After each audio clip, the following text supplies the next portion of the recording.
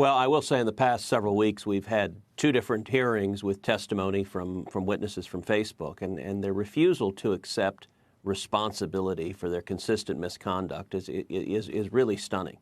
As you know, in recent weeks, the Wall Street Journal had a blockbuster story exposing the internal research that Facebook conducted, that Facebook paid for, that examined Instagram and Instagram's negative effect, particularly on teenage girls. That its algorithms take body image problems that teenage girls have, take issues like depression that teenage girls have, and they bombard them with images and content designed to basically bring them down a rabbit hole of depression. And their own research showed that a significant percentage of teenage girls had suicidal thought because of the Instagram algorithm, and that tragically some of those teenage girls carried out those suicidal thoughts.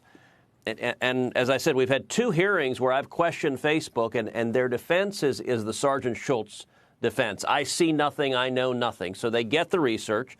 So far, both witnesses have refused to answer on the record whether Mark Zuckerberg was personally aware of that research. The Wall Street Journal reported that he was, but Facebook, apparently nobody wants to answer that. And the question I've asked repeatedly is, okay, when you got research that said your product was designed to hurt teenage girls, what did you change? What did you do differently? And repeatedly, the Facebook witnesses essentially say nothing. Look, we're in the money-making business, and if human lives are lost, what they effectively said is that's an acceptable collateral damage. I think that is horrific. I say this as the daughter of two girls, and I think we are going to see very serious scrutiny to Facebook, and I'm sure litigation will follow. That kind of brazen disregard, frankly, it reminded me of the testimony of the Boeing CEO following the horrific crash of the 737 MAX, where it was the same sort of brazen disregard for human life that we ought to expect better from our business leaders.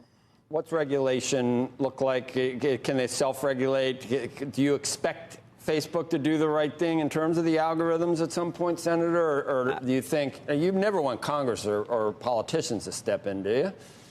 No, and look, there are sort of twin directions that the two parties are wanting. You're right, there's bipartisan agreement that big tech has gotten too big and is too dangerous, but the directions they're going are different.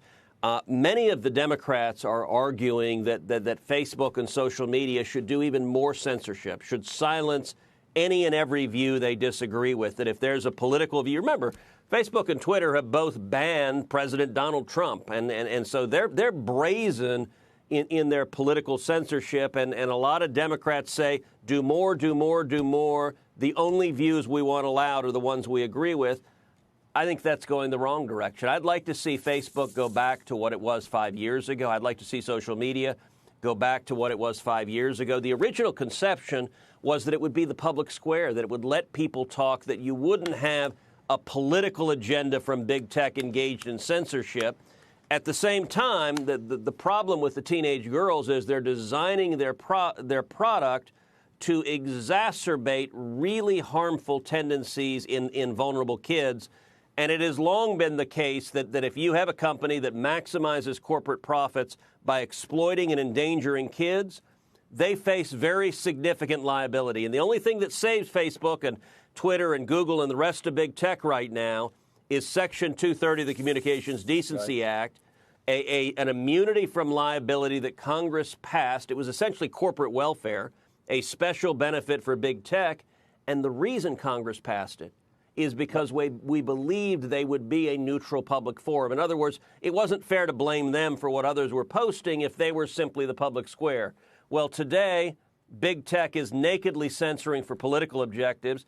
I don't think it makes sense for them to have any special immunity from liability that nobody else enjoys.